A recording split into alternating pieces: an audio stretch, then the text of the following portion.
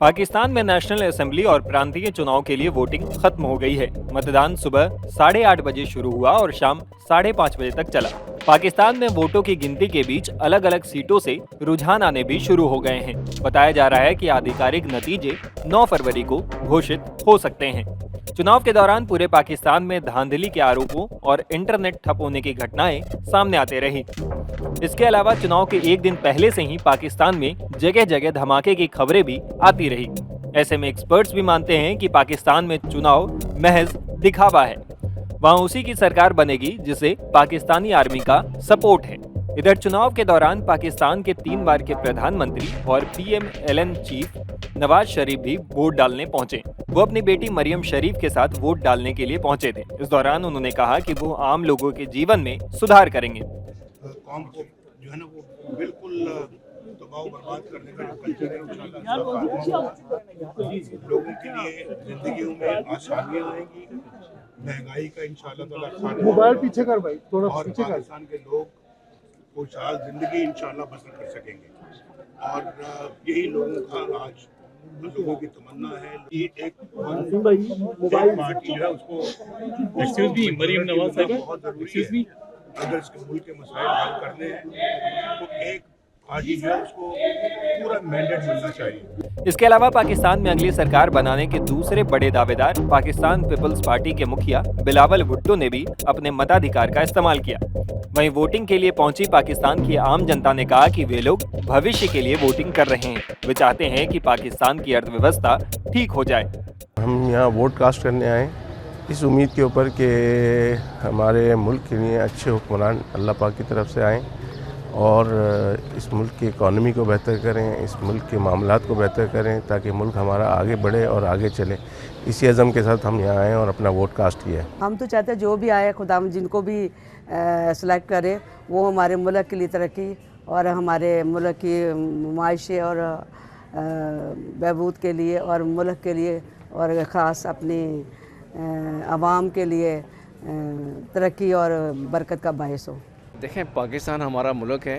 पाकिस्तान में हमारी फैमिलियाँ यहाँ रहती हैं, हमारे बच्चों का आने वाली नस्लों का मुस्तकबिल है और हम इसलिए आए हैं कि पाकिस्तान में एक अच्छी हुकूमत आए जिसमें हमारी इकोनॉमी जो है ना वो इस्टेब्लिश हो प्रॉपर तरीके से और जो लोगों के तासरात हैं हमारे पाकिस्तान के बारे में आउट ऑफ कंट्री, हम चाहते हैं कि वहाँ पर अच्छे तासरात हों, अच्छी हुकूमत आए, अच्छी इकोनॉमी हो और बच्चों का मुस्तकबिल हो। हालांकि एक्सपर्ट्स मानते हैं कि पाकिस्तान में चुनाव महज दिखावा है। जानकार मानते हैं कि आर्मी के सहयोग की वजह से ही नवाज शरीफ की पार्टी सत्ता में आएगी या फिर बिलावल भुट्टो के सहयोग से गठबंधन की सरकार बनेगी। देखिए, पाकिस्तान में इलेक्शंस हो रहे हैं, ये वाक्य ये अपने आप में एक हास्यास्पद वाक्य है क्योंकि डेमोक्रेटिक वे से इलेक्शंस हो रहे हैं। डेमोक्रेसी है पाकिस्तान में, ऐसा हमें बताया जाता है, लेकिन ये कौन सी डेमोक्रेसी है कि वहाँ पर आपकी कोई भी सरकार ये पूरे 5 साल का कार्यकाल नहीं पूरा कर पाती है। बीच में ही मिलिट्री कू हो जाता है और आपकी मिलिट्री रूल करने लगती है। तो पाकिस्तान में आप कितने भी इलेक्शंस लो, लेकिन वास्तव रूप में पाकिस्तान पर रूल करता है वो है पाकिस्तान की आर्मी। दूसरी चीज ऐसी कि पाकिस्तान के इलेक्शंस में, जनरल इलेक्शंस में आतंकवादी हिस्सा ले रहे हैं। आतंकवादियों ने हाफिज सईद की पार्टी, उनके जो भी नेता है, उन नेताओं ने एक अलग पार्टी बनाई है। उस अलग पार्टी के नाम के अंडर वो टिकट लेकर वो इलेक्शन लड़ रहे हैं। तो अगर आप आतंकवादियों को वोट करके देने वाले हैं तो आपके देश का क्या ही होगा, ये ऊपर वाला जाने। तीसरी सबसे इम्पोर्टेंट चीज ये है कि पाकिस्तान के जितने भी आज तक प्राइम मिनिस्टर्स बने हैं, उन प्राइम मिनिस्टर के ऊपर इल्ज़ाम लगाए हैं इधर करप्शन के या मनी लॉन्ड्रिंग के या कोई किसी और इल्ज़ाम लगाकर उन्हें एक्साइल पर भेज दिया है अपने देश के बाहर। वही लोग वापस आते हैं, वही लोग इलेक्शन लड़ते हैं और उनको पब्लिक सपोर्ट भी करती है बहुत ज़्यादा। तो ये पूरा जो एक इन्होंने इलेक्शन का जो एक पूरा जोक बनाया हुआ है, ये वाकई में बहुत हास्यास्पद है। और इसमें बम ब्लास्ट होते हैं बलूचिस्तान में, वहाँ पर हत्याएं होती है, फायरिंग होता है। तो ये सब क्या चल रहा है पाकिस्तान में? भारत को सतर्क रहना चाहिए, क्योंकि भारत की और पाकिस्तान की सीमा ये लगकर है, तो भारत को सतर्क रहना चाहिए, क्योंकि पाकिस्तान जैसा आतंकवादी राष्ट्र, इसमें इलेक्शंस होना और इलेक्शंस के बाद कौन सी सरकार आएगी और उसका क्या एजेंडा रहेगा, इसके ऊपर भारत के ऊपर क्या असर पड़ेगा, ये देखने की बात है। लेकिन हमें आशावादी रहना चाहिए और ये सोचना चाहिए कि चलो भाई, इस बार तो जो गवर्नमेंट आए वो तो अपना 5 साल का कार्यकाल पूरा कर ले, और ये जो गवर्नमेंट आए वो थोड़ा सा सच विवेक बुद्धि के साथ अपने देश को सही मार्ग पर लाए। जो 8 फरवरी को होने वाला है वो इलेक्शन कम और सिलेक्शन ज्यादा लग रहा है, क्योंकि जो पाकिस्तान की फौज है उसने कई दिनों से ये साफ कर दिया है कि इलेक्शन में क्या परिणाम चाह रहे हैं, और वो चाह रहे हैं कि नवाज शरीफ का सिलेक्शन हो। और जैसे आपने देखा कि इमरान खान जो पीटीआई जो उनकी पार्टी है, वो इस समय लग रहा है कि अगर फ्री और फेयर इलेक्शन होते तो शायद बहुमत उनको मिलता या सबसे बड़ी पार्टी वो बन के आती, क्योंकि पंजाब में भी पॉपुलैरिटी उसकी ज्यादा है। मगर इमरान खान साहब जेल में हैं और कहा जा रहा है कि उनका न केवल बल्ला छीन लिया गया है, मगर उनको 3 बार क्लीन बोल कर दिया गया है। 3 आरोप लगे हैं और 3 केसेस में सेंटेंसिंग भी हो गई है। और ये प्रयास है कि उनको बिल्कुल बाहर रखा जाए, उनको उनकी पार्टी को तोड़ के अलग रखा जाए, और किसी तरह से एक कोalition या तो लाएं, एक शेकी कोalition जिसको फौज कंट्रोल कर सके। ये एक बड़ा अजीब इलेक्शन है, जिसमें पहले से मालूम है कौन प्राइम मिनिस्टर बनेगा और कौन सी पार्टी को कितनी सीटें मिलेंगी।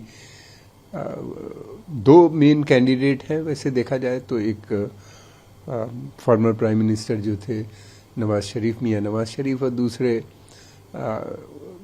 बिलावल भुट्टो, ये भी रेस में है, लेकिन ये बहुत पीछे नज़र आते हैं।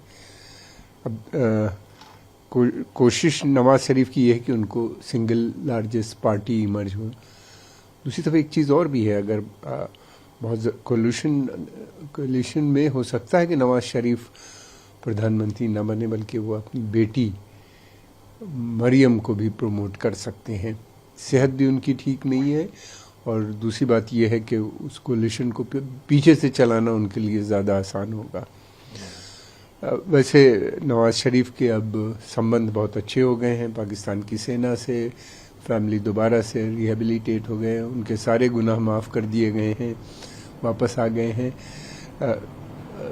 वायलेंस का डर है, क्योंकि ऑलरेडी काफ़ी हो चुका है, शुरू हो चुका है।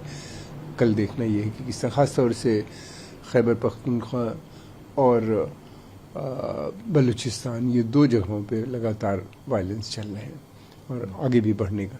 बट एक चीज़ तो तय है, इलेक्शन भले सेना मैनेज कर रही है, इलेक्शन नहीं बल्कि सिलेक्शन हो रहा है कल, लेकिन ये है कि बाद में चलाना किसी भी इस गवर्नमेंट को बहुत मुश्किल आएगी। इकोनॉमिक क्राइसिस बहुत सीरियस है, पॉलिटिकल इनस्टेबिलिटी है, उसमें गवर्नमेंट कहाँ से चलेगी। फॉरेन रिजर्व कुल $12 बिलियन का है इस समय। बता दें कि पाकिस्तान की नेशनल असेंबली में कुल 336 सीटें हैं, इनमें से 266 पर चुनाव हो रहा है, जबकि बाकी सीटें रिजर्व हैं। गौर करने वाली बात यह भी है कि आर्थिक तंगी के बावजूद पिछले 4 चुनाव की तुलना में इस बार का चुनाव सबसे ज्यादा खर्चीला है।